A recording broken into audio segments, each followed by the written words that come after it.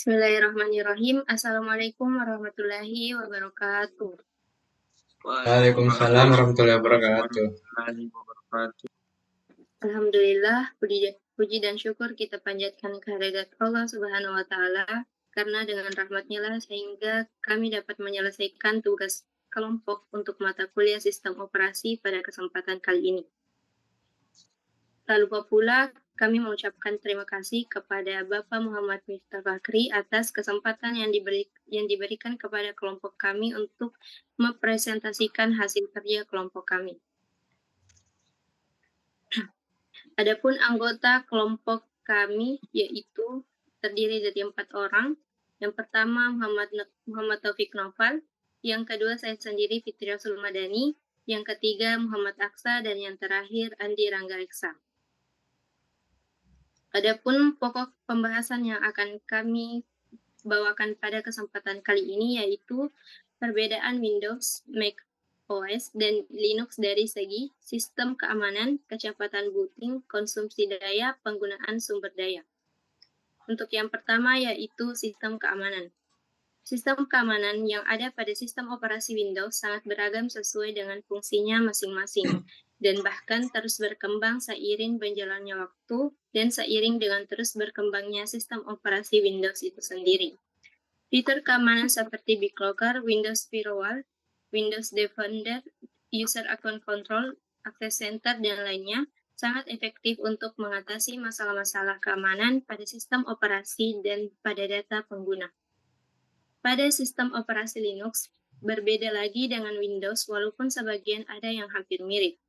Ada yang dinamakan Firewall IP Tables, Secure Shell, Network File System, Enkripsi Password, dan lain sebagainya. Fitur-fitur tersebut efektif dalam menangani masalah keamanan sistem karena Linux merupakan sistem operasi yang bersifat open source. Terakhir, pada sistem operasi Macintosh terdapat fitur keamanan seperti file vault, firewall macOS, enkripsi password, anti-phishing, dan lain sebagainya. Fitur keamanan yang ada pada sistem operasi ini cukup kuat untuk mengatasi masalah keamanan sistem dan data pengguna karena fitur macOS tidak mudah dibobol karena sistem keamanan fiturnya sangat baik. Selanjutnya, untuk penjelasan konsumsi daya akan saya persilahkan kepada Muhammad Aksa untuk menjelaskan. Hasil penelitian menunjukkan bahwa Linux dan sistem operasi distribusinya memiliki konsumsi daya yang lebih tinggi dibandingkan dengan Windows dan macOS. Kurangnya konfigurasi driver yang tepat adalah salah satu alasan mengapa Linux mengkonsumsi lebih banyak daya, sementara Windows dan Mac relatif memiliki alat manajemen daya yang tepat dan juga driver yang efisien untuk mengoperasikan perangkat keras dengan cara mengkonsumsi daya secara ekonomis.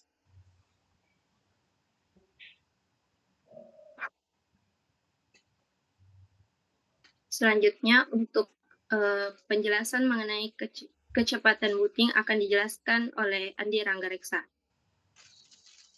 Perbedaan sistem operasi Windows, Linux, dan macOS berdasarkan proses booting. Yang pertama, Windows.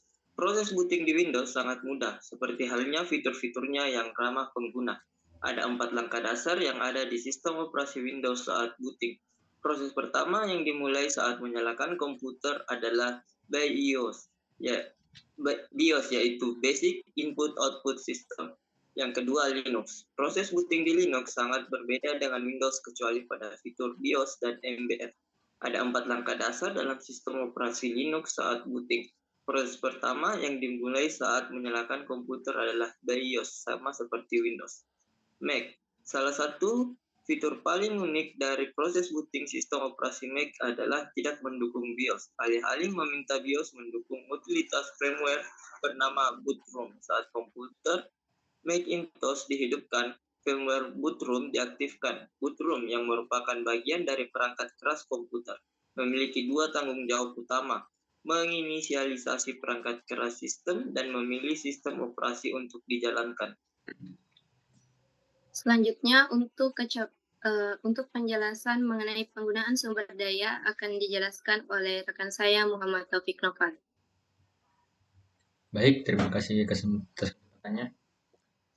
Penggunaan sumber daya dimulai dari Windows. Kebanyakan orang memilih Windows ketika mereka masih pemula seperti yang mereka temukan. Windows mudah digunakan. Saat orang tumbuh mahir dan ingin masuk lebih dalam dan berinteraksi dengan mesin, mereka memilih Linux. Yang kedua, Linux. Biasanya seorang programmer merasa nyaman dengan Linux karena mereka bisa menyesuaikan sistem operasi mereka agar sesuai dengan kebutuhan mereka dan menjalankannya program sambil minimalkan biaya. Yang terakhir ada macOS. Sebaliknya, fotografer, desainer grafis, dan editor video memilih Macintosh OS karena memberi mereka kekuatan pemrosesan grafis yang lebih baik karena kekuatan Central Processing Unit atau yang disebut CPU dan Graphical Processing Unit atau yang disebut GPU ditambah dengan aplikasi pelengkap. Baik, saya kembalikan ke moderator. Baik, sekian presentasi dari kelompok kami. Semoga apa yang kami sampaikan dapat bermanfaat bagi kita semua. Akhir kata, lebih dan kurangnya mohon dimaafkan. Assalamualaikum warahmatullahi wabarakatuh. Waalaikumsalam warahmatullahi wabarakatuh. warahmatullahi wabarakatuh.